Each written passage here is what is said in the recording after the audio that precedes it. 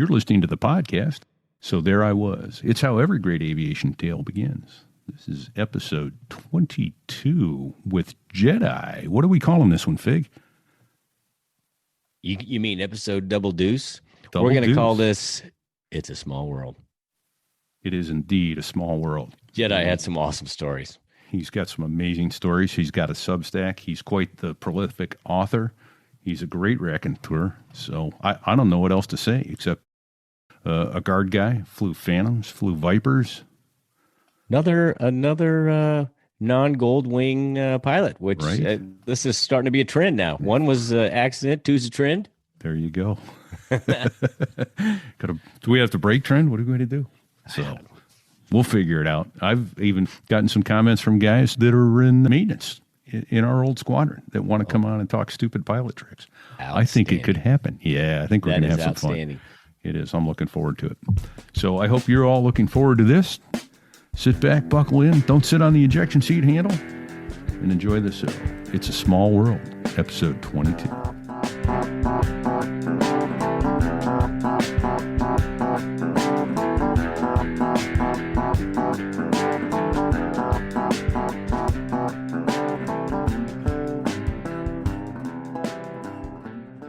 So there I was. That's how all great aviation stories start. Isn't that right, my co-host? Repeat. Your co-host repeat here from New Hampshire tonight. Absolutely, everybody. Welcome to the show. So this is going to be episode 22. So there I was. The double deuce. Yeah. We're in. I think it's 22. I don't know. Don't hold me. It's in the 20s. That's the good news. So we'll have another cocktail and we'll keep talking. Right. We'll make it happen. So yeah, we're joined by our second Air Force pilot of our series. So we're excited to have you, Jedi. Welcome aboard. Thanks. Nice to be here. It's pretty cool, I have to be honest with you. It's nice to be the second Air Force guy. Now, we were talking off air, and so I have to ask you a quick question before we go into the standard questions there, Jedi.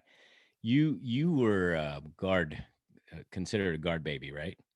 You started in the guard. I mean, you were a guard guy forever. So, do you take offense to being called an Air Force guy, or you rather be called an Air Guard guy? I never. Well, it's one and the same, really. The way, because I was a guard guy, but then I went active duty AGR because what I did, because I was actually in the fighter weapons school as an instructor.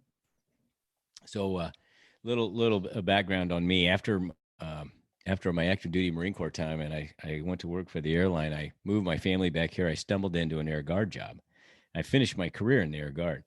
And I can tell you that my unit had much disdain for active duty Air Force. And it was kind of a feeling. I thought that was guard wide. Maybe it was just, my unit. Who were you with? What unit? It was a C-130 unit. I ended up flying C-130s in the Guard. Yep. In St. Joe, Missouri. Well, I tried real hard to get in a A-10 unit that was also close, but my timing was horrible. They were bracking A-10 units all over the country, so all these A-10 guys were scrambling for guard and reserve jobs, and I wasn't an A-10 guy. But the C-130 guys, I wasn't even looking for a job up there. I just went up there flying a Cessna one day, and long story short, they needed somebody, and they hired me on the spot. Yeah. Cool. I ended up retiring as a squadron commander. Oh, good for you. That's awesome. I don't think I ever could have made it that high. I was just too much of a wise ass. I shouldn't have. I can tell you that much. I can assure you Fig was a wise ass. A complete liberty risk. Yes. They were clueless when they gave him the squadron.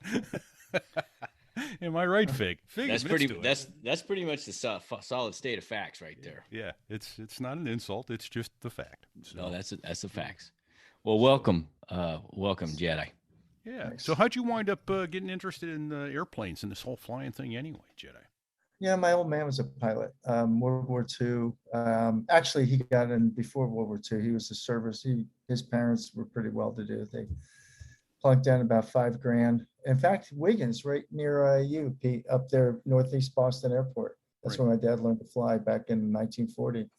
So World War II, transport pilot. There's we'll go into. I wrote a book about my dad and I and our flying experiences. But growing up, every birthday, my dad would take me flying. And eventually, when I was 15 years old, he said, "Do you want to learn to fly?" Never once, ever brought up me being a pilot before this, ever. Yeah, we talked about flying. And he said, "Do you want to fly?" And I said, "Yeah, that'd be fun." So he soloed me when I was 16, right around my 16th birthday. And then he pawned me off to a good friend of his, Jack, who took me all the way up to commercial and instrument and all that. And then I had a neighbor who flew F-105s in the garden. He was a flight test. My dad was a flight test. He was in the airlines, and then he was a flight test pilot for 30 years with the FAA, 36 years. Oh, wow. And Okay. my neighbor was a 105 pilot in the Guard in Atlantic City, Bob Grace. In fact, he has a distinction for barrel rolling a Convair 880 over the same airport he flew F-105s at. That is impressive. Do you guys know what a Convair 880 is? Oddly enough, I do, and I wish I could say that my kids knew what their very first flight was. But when I was 3 years old, my parents met working for TWA. When I was 3 years old, my mother flew me from Chicago to Pittsburgh to spend the summer with my grandparents, and we rode in a Convair 880. And I still have a copy of the Polaroid that I remember sitting in the back left of the airplane, but when we went up the tail stair, the back end stairs, I got a tour of the cockpit. I remember him showing me how the trim knob moved the rudder and that kind of stuff. Those, just little flashes of things. Yeah. And then I found this picture that of a circle around the rear window with an arrow pointing to it on the left side. And I looked up the tail number of that thing. It's sitting in the desert out in New Mexico. To this day. But yeah, I mean, so I know the first airplane I ever rode on was a Convair 880. It's very cool. Yeah, and barrel rolling that's a full-on airliner. That's an impressive feat.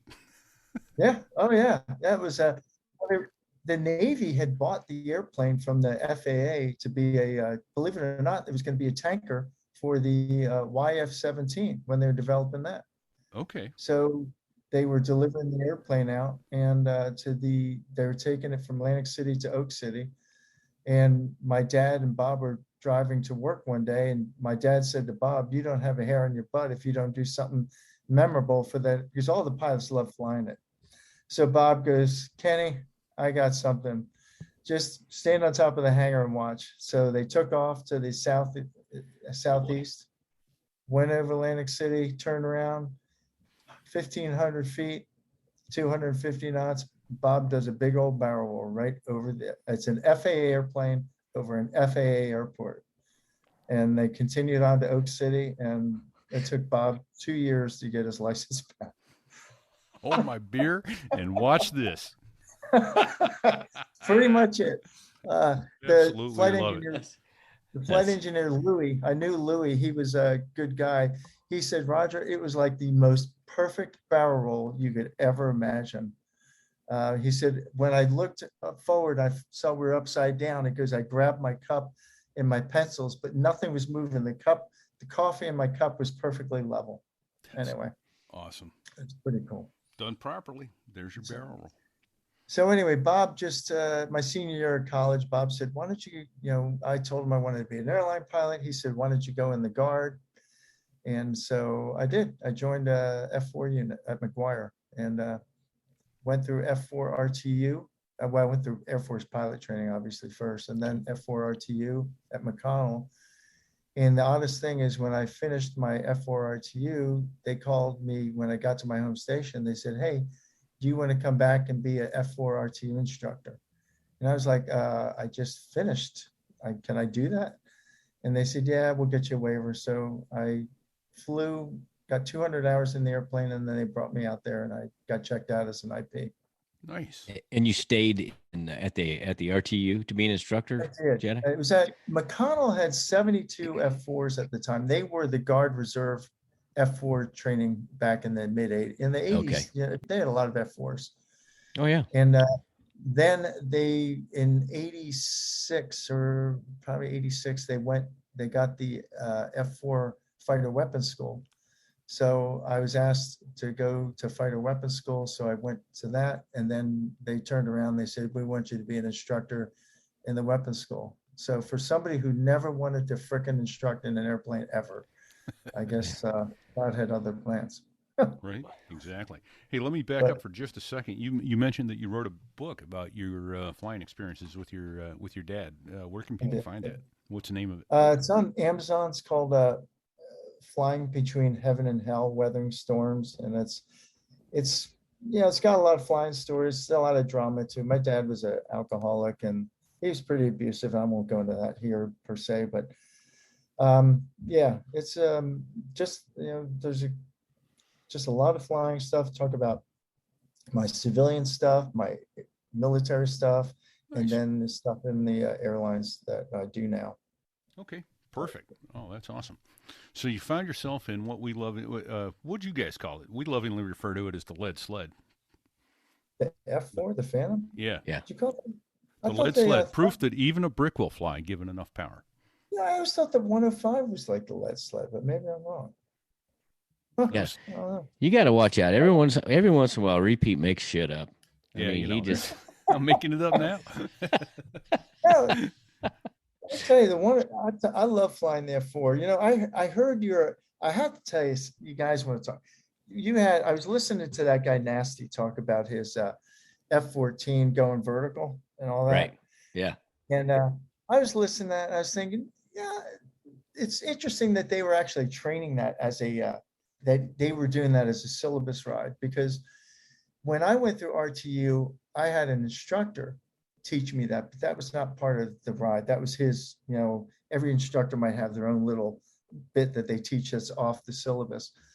So when I was going through as a lieutenant, I was taught to go this guy said, yeah, let's go vertical. So we went up and we'd go at 10,000 feet, full blower, pull the nose up in a energy conserving light tickle pull, go straight up, full blower, and you get up to about 30,000 feet, pull it out of burner, put it in mill, and approaching 150 knots, feet in rudder, left or right, to get the nose going one way or another. So by the time you went zero airspeed, the airplane literally just fall straight back as the nose was slowly going, pointing down.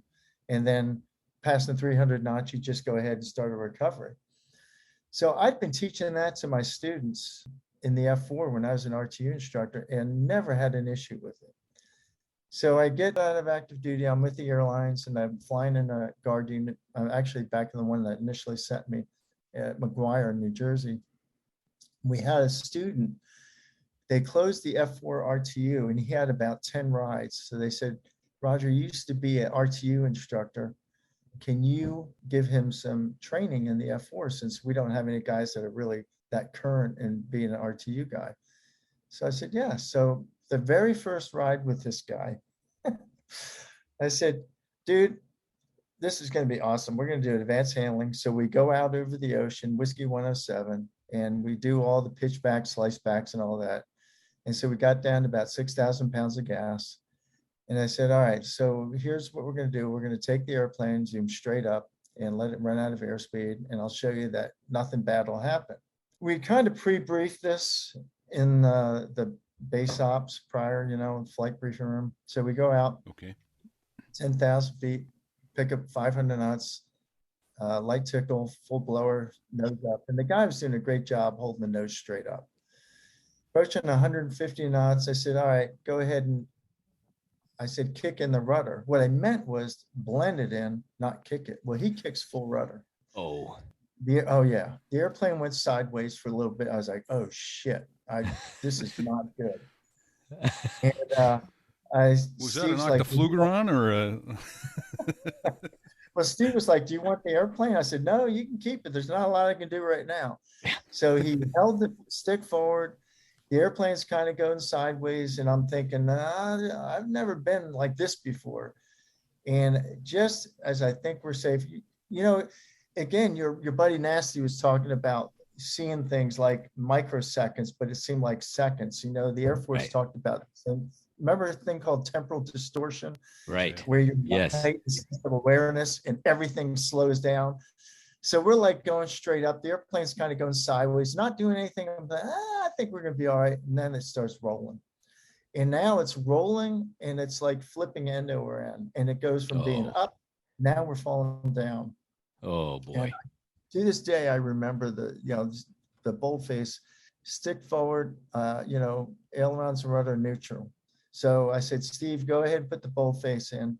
And the airplane literally was still rolling and going end over end, but it wasn't violent. I mean, it was the visual. I mean, if you had a weak stomach, you probably would have thrown up, but it just, and so it didn't recover. So I said, all right, stick full forward, aileron with turn needle, aircraft unloaded, ailerons neutral. That's the boldface. And you're supposed to pop the drag chute, which I said to Steve, don't pop the drag chute just yet. I don't want to come home without a drag chute. That's like kind of admitting defeat. Right. So Steve was like, was it supposed to be doing this? I said, no, this is a little different than what I've done before. And we're coming up on 10,000 feet. And he goes, well, what now? And I said, Steve, 10,000 feet. If it's still like this, we're punching out. So I said, get ready. And it was almost like the airplane heard us. It just, boom, at about 12,000 feet, nose went straight down. I said, Steve, hold it. And then going through 300 knots, I said, all right, start a nice, easy pull. And we leveled off around 10,000, a little below. And I mean, there's dead silence in this cockpit. And the next thing, Steve's like, I want to go home. Love it. Absolutely love it. Okay, I got two questions. I think I know the answer to the first one, but I got to confirm it. So in the model that you were flying, you had controls in the back seat as the instructor, correct? Yeah, all the Air Force did, yeah. Okay, Yeah. okay.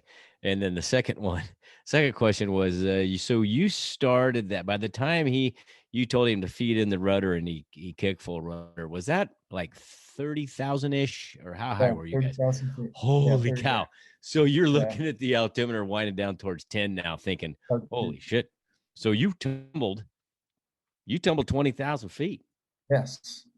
I like every time I did that in the past, every time the airplane would go straight up. And one time, like with this one student, he didn't put anything in. We literally did a tail slide for about 5,000 feet. Oh, that's impressive. We were conning as we were at the 30,000 mark, and we literally were falling back through a con, and you could see it, the vortices as they rolled off the airplane as we fell into the con, and then the airplane just flopped over. But this one with this guy, it was a bit unusual. So I just had a flashback. I'm just going to say this real quick. I was an instructor at Kingsville, and I flew the TA-4, and I was also flying the T-45 concurrently. We were just getting every guys, new instructors checked out in the T-45. So we do a confidence maneuver right before the safe for solo ride in the TA-4, and it was a near vertical zero airspeed departure. You had to avoid the vertical because that airplane had it took a long time to recover if it ended up on its back in a spin state. It took a long time, and normally you didn't have that much altitude. So we just avoided about a 20-degree window at the nadir. You could go 70 nose up, or 110 the other way, but you couldn't be 90. Public. And math. So this guy, this kid that I'm flying with, Navy kid, he's in the front seat. This is his safe for solo check out, basically. And I'd flown with him before. He was really sharp, so he had a little halo effect going on. I kind of, I let my guard down a little bit, and I said, "Okay, take me through a nose high, zero airspeed departure." And as the airplane's getting quiet, because it's slowing down, I'm looking out to the side, enjoying. It was a beautiful day, not a cloud in the sky, and I'm thinking, "Gosh, what a beautiful day." Then I think, "Wait a minute, this looks like a straight up."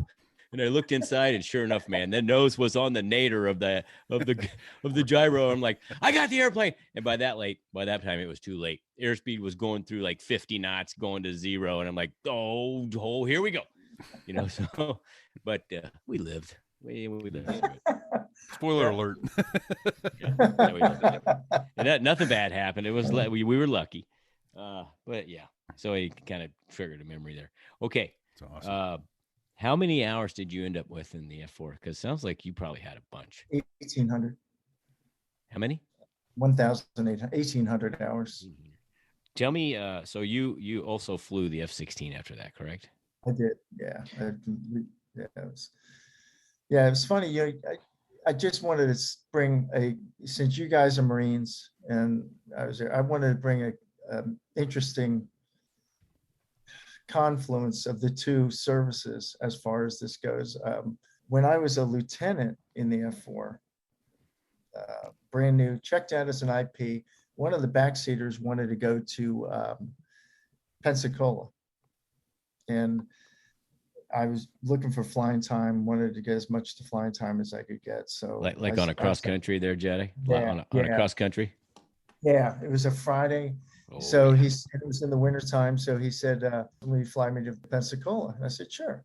So we go down there. He was a backseater. So I dropped him off. He had a nephew who was, I guess back in the 80s, y'all had officer school down there or something? Is it still the Navy did aviation officer candidate school there. Yeah. Okay. Yeah. So his nephew was graduating that weekend, so he wanted to be with his family. So we're flying into Pensacola, and it was a really crappy night. It was like 500 over. Winds were from the south at like 15, gusted 25, a lot of rain. And you guys don't have ILSs, so I got a PAR going in there. It broke out at like 500 feet, a mile viz, landed. And again, typical, Marine Navy, you guys have 8,000 foot runways. Air Force, we're used to luxurious 10,000 foot runways. So I land, pop the chute, stop, and actually turned off without going off the end of the runway because we don't think about taking cables like the Navy. Got to reuse the airplane, another successful landing. So I turned off. Let me jump in real quick, just so before people lose it. So a PAR is a precision approach radar, and there's actually a guy on the ground in the radar room who has a radar type glide slope, and he tells the pilot, begin your descent now, slightly above glide slope. So on glide slope, coming down and on glide. And you flew an airspeed and a rate of descent, and it was just like a voice activated ILS instrument landing system, which now gives us an electronic glide slope to follow all the way down to the runway. So I want to let people know what a PAR was. Sorry. So anyway, we do the PAR, we land. I tell Bill, the backseater, I said, look, go ahead, join your family. I'll put the airplane to bed. And here I'm thinking I'm a young lieutenant. It's Friday night. I'm in Pensacola. All the world's women are waiting for me at the officers club. So I get my bags. And I vaguely remember as I was putting the airplane to bed, the sound of the whine of the jet. Oh, I forgot. Ground, when I turned off the runway, Ground said to me, hey, what was the braking action? I said, if I can stop an F4 at 8,000 feet, it's got to be good. And they're like, okay, thanks. So anyway, like I said, I vaguely heard the whine of an airplane jet engine as I was putting the airplane, closing the canopy and putting it to bed for the weekend. Walked across, I called the base, said I was there, walked across the street, going to the officers club or wherever it was on that base. I can't really remember. And I'm thinking, oh man, I'm going to enter a bar full of women. I walked in this lovely Navy bar on a Friday night, and I think there are like 7 freaking people in the place. And I think they're all near dead retirees that were just doing something on a Friday night. They'd finished their golf game earlier. Yep. Or they probably getting rained out. I was like, so friggin' I was like, this is bullshit. Where are these Navy women that I hear, all these women? So I walk up to the bar, and there's like one other person at the bar. Is an L shape, as I remember. And there's one other guy on the right side. I dropped my bags there right at the bar. Got my drink from the, rum and Coke, whatever I was drinking at the time. I'm sitting at the bar talking to the bartender, and the smattering of people were behind me somewhere at the tables. So I'd been there about 30 minutes, and suddenly there's this booming voice. Where's the F4 pilot? And I was like, shit, I got a patch on my left arm and a patch on my right arm that says an F4. I'm wearing a green flight suit. Got my bags right there. I'm guessing the voice wasn't female. No. I look at the bartender, and the bartender points at me and he goes, I think he means you. And so I kind of look over my shoulder, and then walks this guy through the doors. He was the quintessential Marine. He's like flat top, 5'7" high, 5'7" wide at the shoulders, and he is like marching towards me. I'm thinking, oh shit, what the hell did I do? It's on. So I am just sitting at the bar I figure if I don't move, he'll think maybe I'm invisible. And I'm just sitting there and I'm looking at the bartender and I'm like, is he coming? The bartender's giving me bullseyes. He's coming. He goes, yeah, 40 feet, 30 feet, 20 feet. And so now I'm like looking at my drink, just like looking around, all that. And I could see this guy in my peripheral vision on the right side. And he wanted me to look at him. And I was like scared to death. So I just sat there and I looked up. I was going to talk to the bartender. The bartender bailed on me. He's down at the other end of the bar wiping glasses as if they're wet, but they're probably already dry. Oh, yeah. So finally, this guy literally leans over the bar to get my attention. So I'm like, I said, hey. He goes, did you tell Ground that the braking action was good? I said, yes, sir. And he literally put his left arm on my right shoulder and he said, son, if you ever go into a Navy or Marine, Air Force or military base again, and there's a crosswind 15 to 25 on a wet runway, you never tell them the braking action is good. He said, I flew my A4 in here and they said the braking action was good. And I damn near went off the runway, had to take a midfield cable because I thought I was going to slide off the runway because some dipshit said the braking action was good. He said, so the next time you go into a base with a wet runway and a crosswind, what are you going to say the braking action is? Poor. And then he looks at me, he goes, learning has occurred. And he turned around and walked out. And I was like, holy shit. So wow. That's the initial part. So now I've got my oldest son who is going through F8. He's flying F-18s now. He's a Marine. So he was actually in T-45s in Kingsville, like you, Fig. Yeah. And the commander said, look, you need some cross-country time for your training. We're going to Miramar for a tailhook. So Kyle and the base commander, whatever you guys call it, group commander, training T-45 commander, I don't know what they are. He's probably the wing commander. They fly wing commander? Yeah, training wing 2 commander. So they fly to Miramar. And this guy that Kyle flew with knows this Marine guy who is a retired general. So those guys were talking and having drinks, and obviously Kyle's with them. So this Marine guy looks at Kyle and says, Kyle, tell me a Marine story. So Kyle tells him what I just told you guys. Right. And the guy got a big grin on his face and he goes, that was me. No. Yeah. And it comes full circle. Is that wild? Yeah. It's a small community. That is hilarious. Yeah. Well, it is. Yeah. It's very small. It's so small. You don't, it's like, okay, you wouldn't want to paint it. It's not that small, but it's a small world when you're an aviator. Yeah. Especially marine aviation. There aren't that many of us. So. All right. So after F4s, you were a weapons officer, and then you were instructor at the weapons school. Yeah. Then eventually, no more F4s. So that's when you transitioned to F-16s. Yeah. Well, I got hired by my airline when I was in weapons school, and then went briefly to the F4 at the unit that initially hired me back when I was just graduated college. And then they were closing, we were supposed to get F-16s at McGuire, but for some reason, I don't know if they pissed off somebody, they were going to get a tanker. So I bailed and I went down to Atlantic City. All right. And got down to Atlantic City. Hey, what years were you in Atlantic City? Just curious. 89 to 94. Holy cow. So there's did you ever fight Harriers? Yeah. Just, I was going to say, because if we were looking to do DACT and hadn't uncoordinated, we could call the Atlantic City guys 5 minutes prior to takeoff and say, hey, you guys want to fight? You're like, yeah. Let's go. Yeah. Every time. Yeah. Yeah, we flew a lot of with F-18s out of Andrews also. You guys are Marines down there, awesome. weren't you? Yep. That was our reserve squadron, but yeah. That was that's actually awesome. that was a good fight in the F-18 versus the F-16 back then. It was kind of an unfair fight betwixt us and the Vipers. The Harrier just didn't have the capability to get the energy.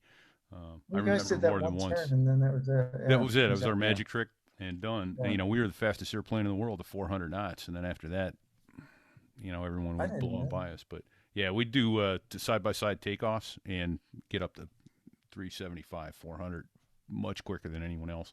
And then our intake was like a great big speed brake sticking out in the breeze, slowing us down for much more acceleration than that.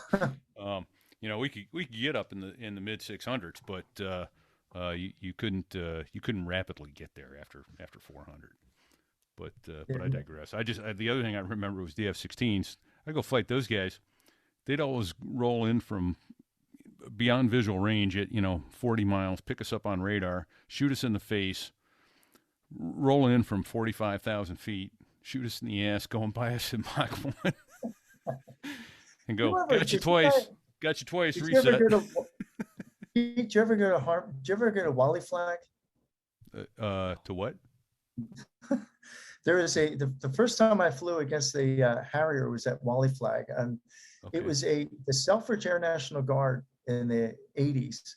Okay. They were A7 unit, but they used to have a big, every 2 years, they would have a big, get together, Navy, Air Force, Marines, Canadians. In fact, that year I went, they had tornadoes there from Italy, Italian. And that there were a bunch of Harriers there, and we flew against them. And that was when I saw you guys do your bat turn. Yeah, it'll water your eyes. It would, yeah. And then we just go up in the vertical and shoot you. That's okay. Exactly. You always knew after that first turn if you were flying with a guy that had gotten burned by the Harrier before, they wouldn't turn with you. They'd just go straight up. Then you knew you had a lot of work to do to stay alive at that point. It was kind of over. I want to go back real quickly to the braking action. Fig had a famous line in the Marines. He got asked for a braking action by a tower controller one time, and his reply was essentially, "Yeah, the brakes in this thing suck." Yeah, we had one main gear with brakes on it. The outriggers, the nose gear, obviously didn't have brakes on it, and it was not a very good area. Stop and land, don't land and stop in the Harrier. So, I think the correct. Hey, can you give us a braking action report? I said, braking action is always poor in this airplane, even when it's dry. It's poor. Yeah, exactly. You're talking about cables. You guys in the Navy and Marines were so used to taking cables, and in the Air Force we didn't. Yeah, it was mostly an emergency thing. And had this one time I was flying F-4s. It was just before I went to the Viper. We were getting checked. We were doing training for a ORI, Operational Readiness Inspection, ORE, whatever you guys. I don't know what you guys call it, where they just do like a wartime eval on you guys, and I don't know. But it was ORE for the Air Force, Operational Readiness Inspection or Evaluation. So we were doing a workup for that, and this commander decided to launch us. We hadn't flown a lot. Now I'm a traditional guardsman, so I flew maybe 5-6 sorties a month. We had a UTA weekend where that's when everybody gets together. Well, you would know that, Fig, because you did that. Yeah. So we got launched on a day when I never thought a commander would launch us, like 500 over, thunderstorms, pouring rain. We would not be able to take off in formation. So we were carrying bombs. So we were going to do a radar trail, which we never did because McGuire is right underneath New York and Washington airspace, and it's busy, particularly during that weather. Right. So I briefed the radar trail departure, and the radar actually in the F4 is pretty reliable, at least the guard ones. Very rarely did I ever take off without a radar that wasn't functional. But of course, today in the worst kind of weather, takeoff number 2, his radar was broken. So I get airborne. He says, gadget bent. I get a turn to a left turn about 30 degrees. So I go left to a heading, I think it was 210. 2 continues straight on 240. 3 sees me going left, 2 going straight. He decides to pick a heading in between us. And 4 sees 3 airplanes going all different directions. He has no clue which ones to follow, so he follows me, which was the right decision. And now I quickly realized in McGuire, departure's screaming that the airplanes are all going divergent. And I just thought, you know what, this is so effed up. So I said, all right, everybody go to coil VOR. We're going to hold at 500-foot increments from 5,000 feet down, and we did. So we enter a hold. I said, I forget the radial. I said I holding bound on the 180-degree radial. So we're holding at 500-foot increments. I thought maybe we could join up, but the weather was so bad, you just couldn't do it. So I told McGuire, I said, when we were supposed to go down to Bloodsworth Range, which was down in the Chesapeake, and drop bombs. And I was like, there is no freaking way we're going to get down there in this weather. I mean, like I said, thunderstorms, rain. So we're holding. And I said, okay, boys, what we're going to do is we're going to break up. We're going to do individual ILSs, burn down your fuel. And when you feel you've got, you're low enough, then just go ahead and full stop. Now we briefed a divert every day with a bingo. In this case, it was 5,500 pounds and it was Patuxent River. Okay. So we all do it. So we break off 2, 3, 4, however we went. McGuire's given us individual approaches. We're doing touch and goes, then back up into the goo, back around the pattern, and we're just burning down fuel. So I'm the first one who's going to land first. So I touch down, pull the drag chute. The backseater says, dude, the entire drag chute just plopped on the runway. So I lifted off again because I knew from doing the data, our stopping distance was 13,000 feet on a wet runway. And we did have anti-skid. Wow. But the problem was that I took a departure end cable. The Air Force was so poor getting airplanes out of the cable, the other 3 guys probably would have diverted. And plus we had some other guys airborne. So I went back up. I went to the coil VOR and I held. And I told McGuire, I said, I'm going to hold here until you recover the other 3 airplanes, then I'll come in because I got to take a departure end cable. So I'm holding and I'm telling approach. I'm like 20 minutes, 15 minutes. And I'm telling, if you can't get him in, I've got to divert. And I said, I'm going to be going to Patuxent River. So 5 minutes. And they said, 1 more to recover. We got 2 airplanes coming from Whiskey 107. We want to get them in first. I said, okay. I said, I got to divert, declare an emergency, going to Patuxent River now. We're climbing to 31,000 feet. This controller screamed. He goes, you can't do that. You can't do that. And I said, well, I'm doing it. Watch this. And so it's called the E word. Yeah. So I told the backseater, give me Pax River and the INS. We went INS. We're going direct, climbing to 32. I got no power.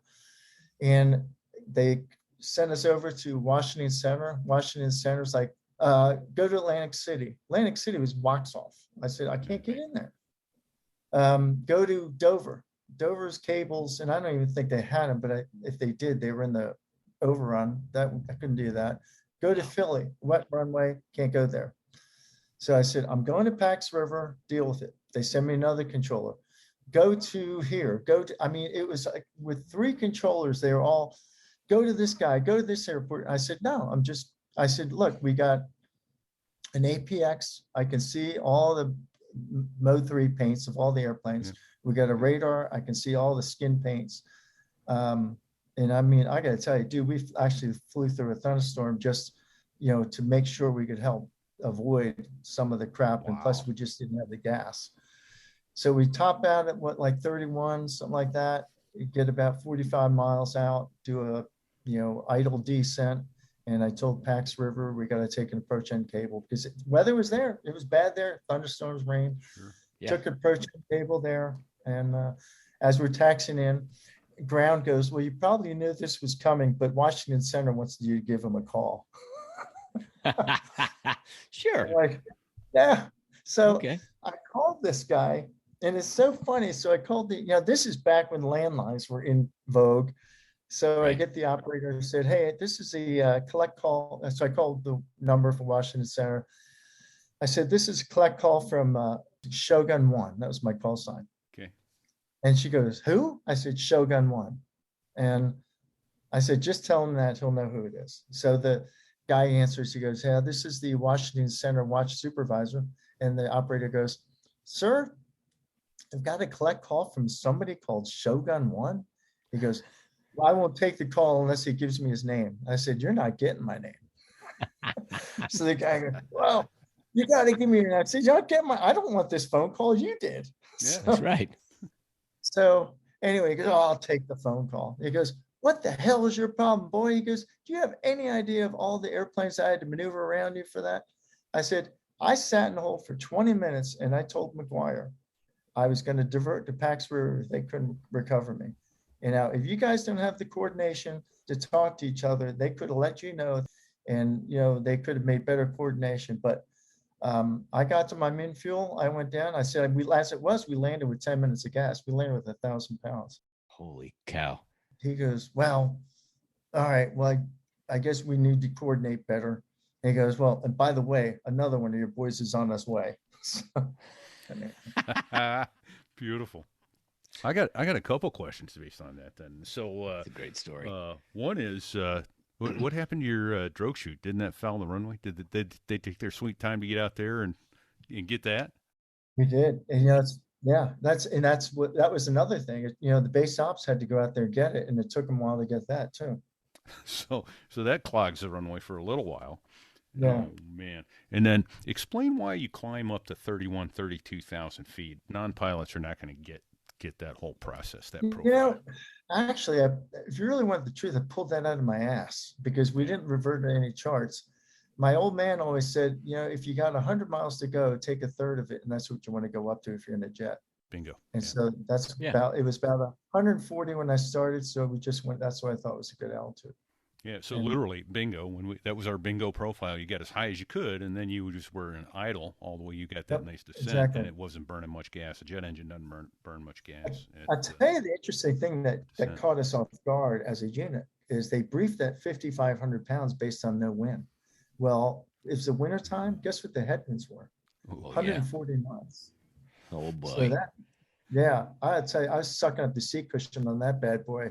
I thought I was going to be punching out just short of Pax River runway. Oh man! Well, we you may know we didn't have a tail hook on the AV8. I didn't know that. That was actually one of our the banes of our existence. Was if there was a raised cable on the runway, we would need to land beyond it or cross it at taxi speed. So that was one of the things we were always looking for. We didn't want to land, especially do a conventional landing and touch down before that cable. There was at least one I know of, and there's probably more than one Harrier that wound up flipping over or ripping off an outrigger on raised arresting cable. It makes for a bad day. So, I'll bet. All right, Jedi, how many hours did you get in the F-16? I only flew that I got about 350, 400, something like that. Now, I was a traditional guard guy then. So you I'm going to throw a name at you, just curious. Call sign Fester. God, you got to give me the name. Steve. Oh yeah, I know Steve. Yeah, he was there when I was there. Okay, yeah. So I knew him from my airline. He was an F4 then F-16 guy, and call sign Fester. I loved flying the Viper. As far as the thrust to weight, the maneuvering capability, I got so many times in the F4, I was getting tired of getting my ass shot off by a Viper. So it was just nice to go back and do the same to when I flew against F4s. So that was fun. Tell me, what was the best part about F4s? Because I always wanted to fly the F4, and when I got to time to choose the aircraft, the Marine Corps only had one F4 squadron. It was our F4 squadron. They weren't putting new guys in it anymore. So tell me, what was your most memorable, favorite thing about the F4? Flying low levels.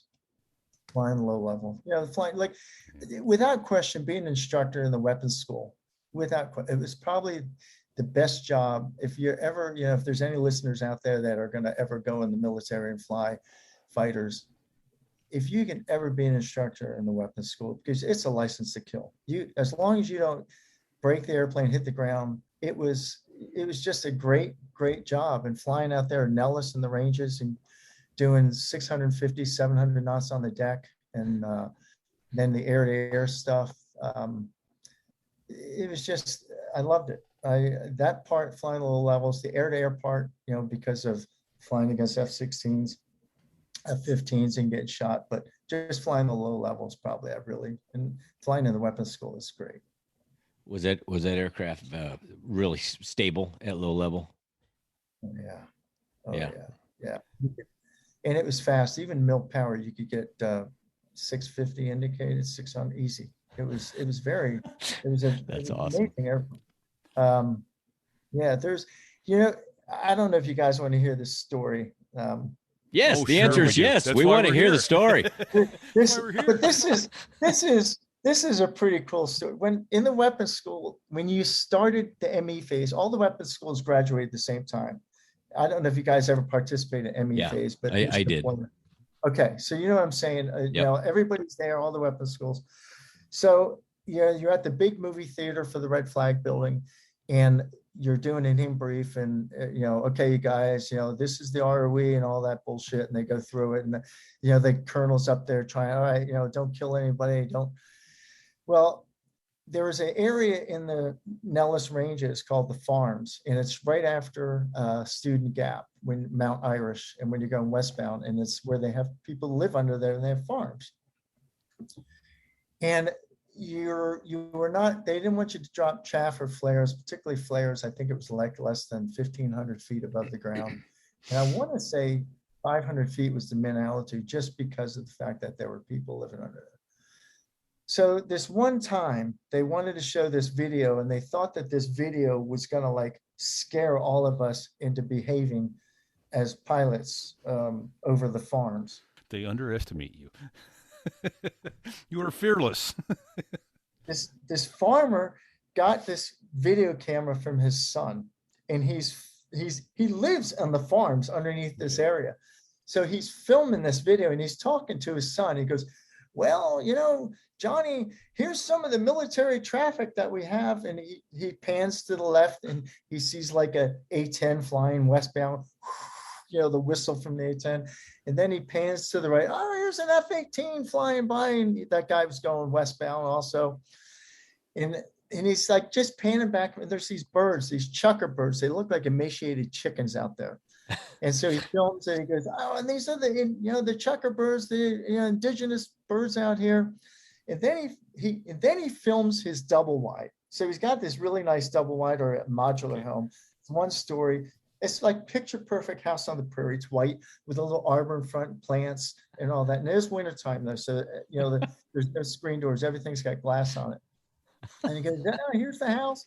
And then he goes back, and now he's pointing west. He's pointing this camera west. And he goes, oh, it looks like somebody's coming right towards us. So he's filming, and he's trying, and there's like a little dot. And because fighter pilots everybody's, wants to be the first one to recognize what that airplane is. This little dot is coming bigger, and there's got like 300 guys looking, squinting their eyes. What the hell is it? Now this dot is not going up. It's staying right on the horizon. And he goes, oh, it looks like he's going to fly right over us.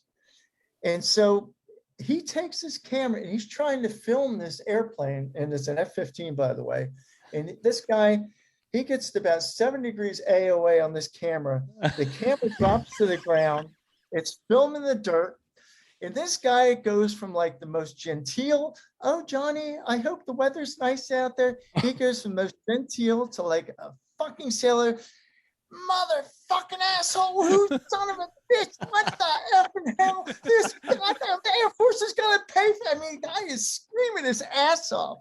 And so you got 300 people laughing their asses off, and you're just hearing this. Oh no. And then he picks the camera up, and he must have turned around and saw his double wide or his modular, because he starts on one side and he goes to this window. The window's shattered. Water's coming out of it. He goes all the way to the other side, the plants are drooped down. He's got your screen door, which would be a screen door, it's got glass on it, that's shattered, that's on the ground. And he films a couple times back and forth. And then the front door goes, it slowly opens, and his wife's curlers are blown out of her head. And she goes, hey, what the hell was that? You had 300 guys pissing their pants laughing. And this colonel's like, well, I don't think we'll ever show this video again. Yeah, it had the opposite effect. Yeah. Oh, I want to do that. Oh, that is just so nice. And it triggered a memory. Bugsy was on with us True Lies a few episodes ago. He and I were on a cross country. It was on a Friday or probably a Saturday, because we were on our way down south. We were going to Key West, and it was kind of a high overcast. We were flying a low level that kind of cut right down the center of the state, one of those VR routes. And we're coming up on one of those big lakes, and I don't know exactly which one it was, but it was the water was like ice. There wasn't a ripple on it. And I could see a bass boat that was not underway because there was no wake, and there was two dudes fishing, standing up on this bass boat. And so Bugsy and I are in combat spread, and with not one word spoken, I see him moving out of the corner of my eye. He's coming over, and he didn't get in parade position or anything, but we were pretty tight when we went over the top of this bass boat at not a real high altitude. And I remember, because and we had the wind with us too. We had it was a wind out of the south, so they didn't hear us coming. And I remember just as I was going by, I looked down, and the guy was he was getting ready to cast, and I saw the whites of his eyes look up when we blew by. I don't know if they both stayed in the boat or not. It was a little low. You know, it's funny you talk about flying low level in the F4. I used to come back a lot of 4th of Julys to the East Coast to see my parents on 4th of July. And one summer, is 1985, we were coming back, and Aggie, he was another front seater, and then Gino, he was a back seater. He had actually came from the Navy, and the other guy, Phelan, and then myself, we were flying a 2-ship going back. So what I used to do when I'd go back to Atlantic City, I'd go over the Philadelphia TCA. And if it was clear in a million, I'd drop down, hit Cape May. I'd fly right off the beach at about, quarter of a mile and 100 feet, generally less. And I always did this 4th of July weekend. So we did it this one weekend, beautiful weekend. I mean, absolutely beautiful weathers. So we drop down, fly up the coast all the way up to Atlantic City, get past Atlantic City, pop up, go to the pattern Atlantic City. You know how it was. We'd beat the pattern up, for the folks and do a home show and land. So we did that. But it was just 4th of July, busy as hell, a lot of boats over the water, trying to avoid those. So we fly up the coast, land. My dad and Jack DeStefano, Jack's a good guy. He's passed away. He was one of my instructors. They took us to a sports bar, which my dad used to go to a lot. So the 4 of us, sports bar, you can't buy a drink. You know how that is. All Sure. The guys are sitting there, let me buy you a drink. So they got these cameras in there. What I didn't know is WCAU TV had a remote at Wildwood. And I'm about ready to drink my rum and coke, and this guy smacks me on the back. I get alcohol abuse because it spills the rum on my flight suit. And he goes, "Hey, there you are." And I looked up on the TV, and here is the camera guy. Oh, no. Full view, F4, right over the water, going up the beach. And the lady's going, "Oh, and it even looks like the military is enjoying this lovely weekend." And this guy's like, Kenny. I'm like, dude, shut up. Pretty soon, everybody's like, "Hey, Kenny, there's your kid up there. There's on TV." I'm like, oh, shit. So, all of us, we're like thinking, I'm thinking this is the end of my career. So, that evening, we didn't get a phone call. The whole weekend, no phone call. So I thought, okay, we're good to go. So Monday morning comes, we're going back to McConnell take off. My dad says, how are you flying back? And I said, same way we came up. We're going to go off the beach. And he goes, aren't you worried about getting in trouble or anything? I said, no, we fly over the water. So we took off VFR, went back the same way. We're over the water, popped up at Cape May, picked up a IFR clearance, and went back. So that night, I get a phone call from the old man. He starts cussing me out. He goes, you are the biggest piece of shit on the face of this planet. And this is a guy who's like always lived vicariously through me in my flying. I'm like, well, what's your issue? He goes, oh boy, you guys buzzed the shit out of Sea Isle, didn't you? I said, no, we flew by it, but we didn't buzz it. He goes, no, you did. You buzzed it 3 times. You guys went right over the beach. It was so bad that, the lifeguards were jumping off their stands. Sand was being kicked up. I said, Dad, I'm telling you, we didn't do it. He goes, yeah, you did. He goes, you're lying MF. So, and he hung up. I'm like, what the hell? So not more than 15 minutes later, this guy I know, John, he's the head of the lifeguards at Sea Isle. He starts cussing me out. And I said, what is your problem? He goes, you guys buzzed the living shit out of the beach today. I said, John, I didn't buzz the beach. He goes, yeah, you did, you liar. He goes, you have no idea. People are traumatized. They thought you were going to crash. You were kicking up sand. And he said the same thing. Lifeguards are jumping off of their little, little stands that they're on. I said, John, I'm telling you, we didn't do it. Pussies. Oh my God.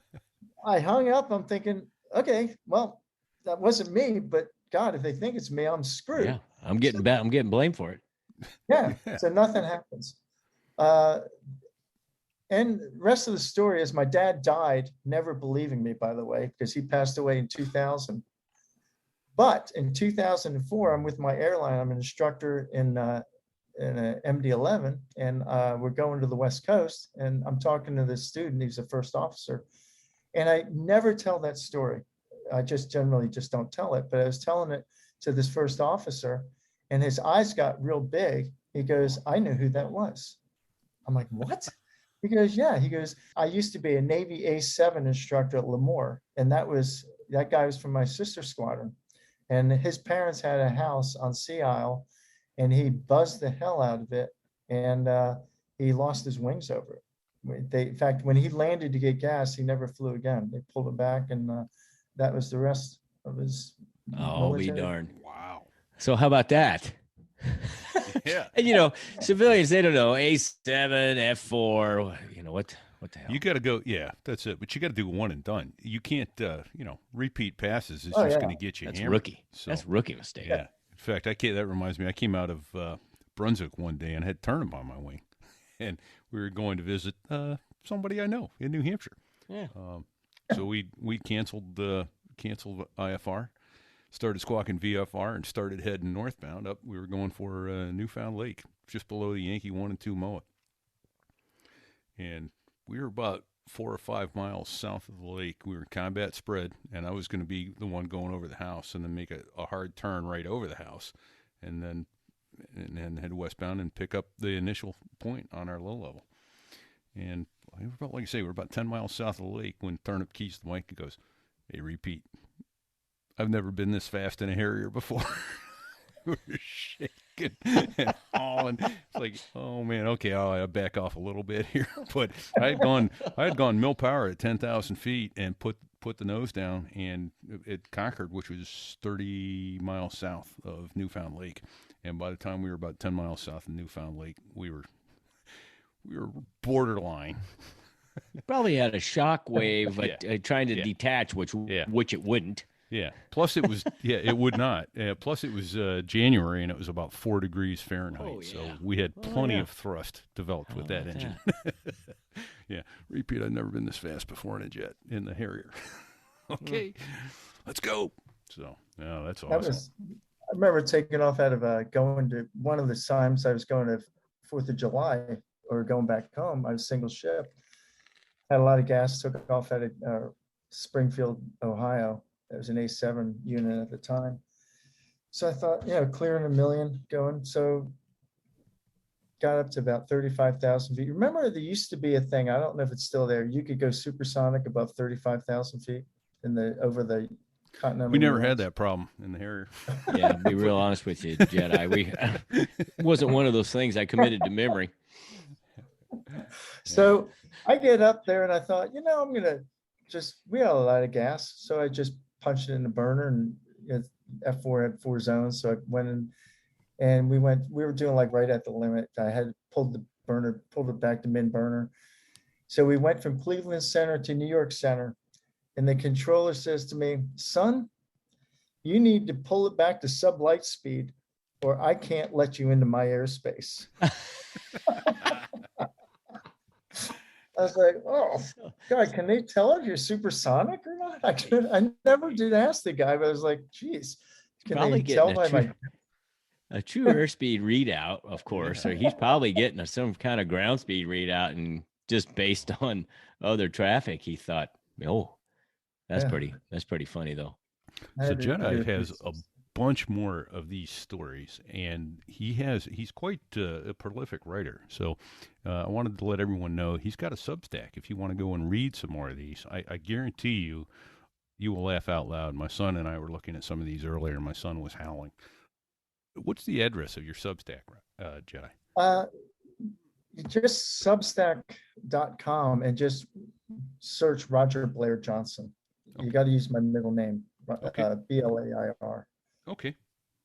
So and awesome. It'll pop up, and it's Roger Blair's stories flying. You found it, I guess. Yes. Yeah, just Googled it. Just Google it. Yeah. So, and then I guess the other question I have is, so you've got another book coming out soon.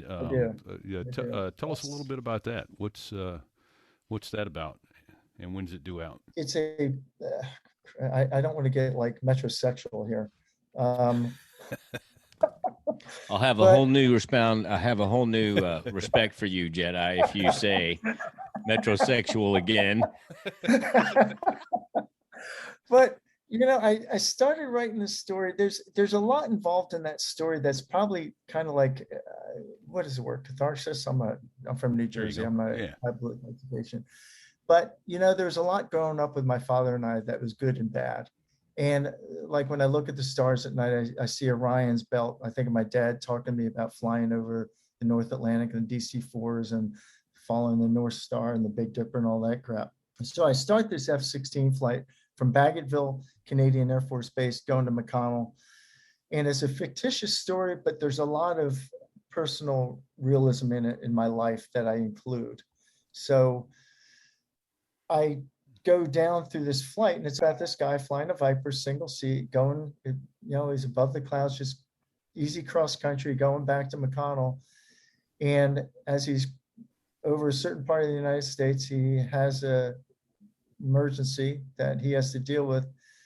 And the guy was me when I was at a young age, and didn't realize that I only thought the things that mattered were roof stomping at 3 a.m., bars, getting drunk with the boys, seeing upside down Normas at the strip joint, just all that. And even though I was married, I just thought there was a macho fighter pilot image that I had to maintain all my life.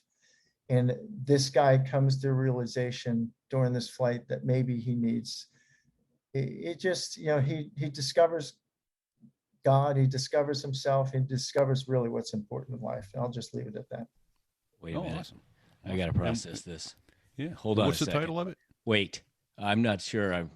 You mean there's more than those things you rattled off to life? No, I know. I discovered them far too late, though. I love that.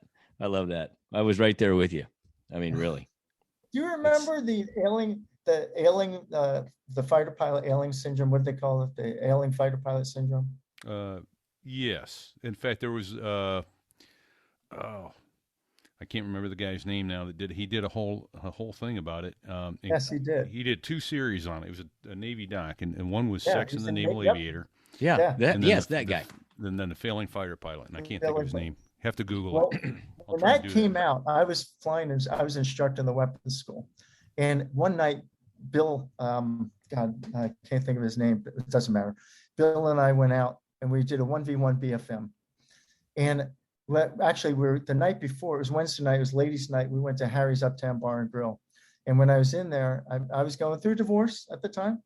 So, and I just bought a sports car. if Oh. you remember all the triggers for the alien fighter pilot syndrome. Oh, sure. Yeah. So I met this girl, Julie Hooper, and I mean, she had like double D's. She was awesome, 5'5".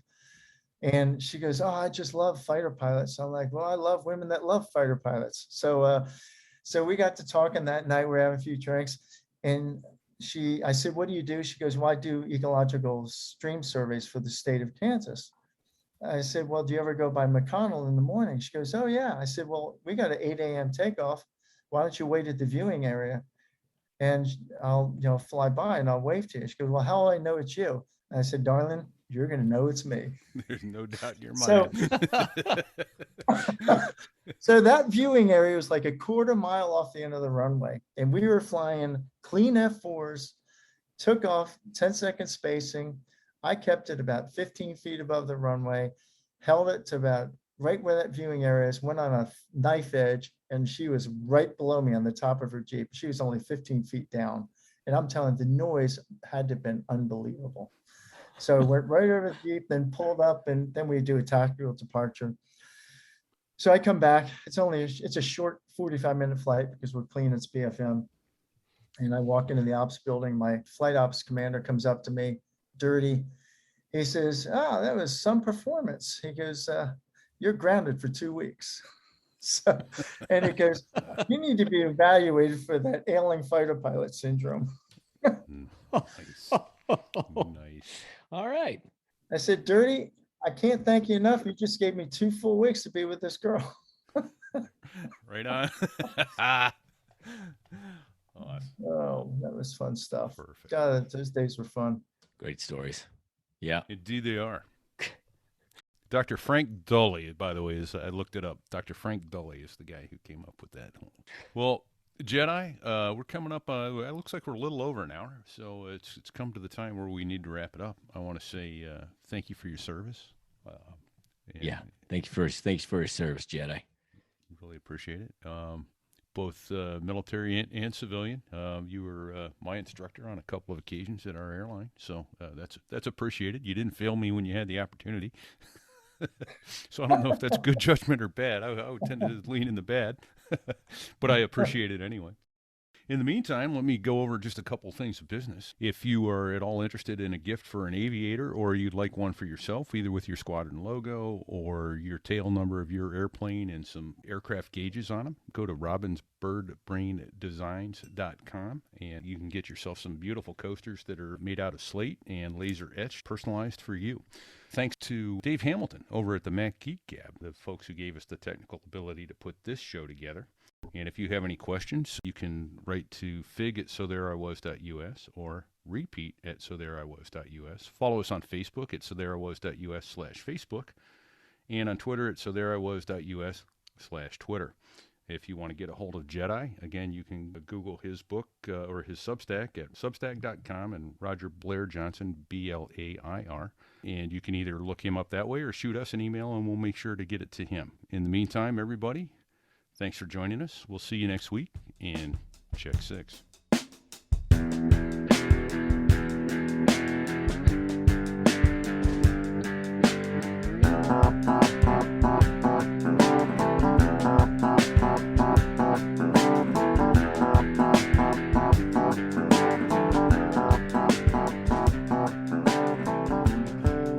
Flight 209er, you are cleared for takeoff.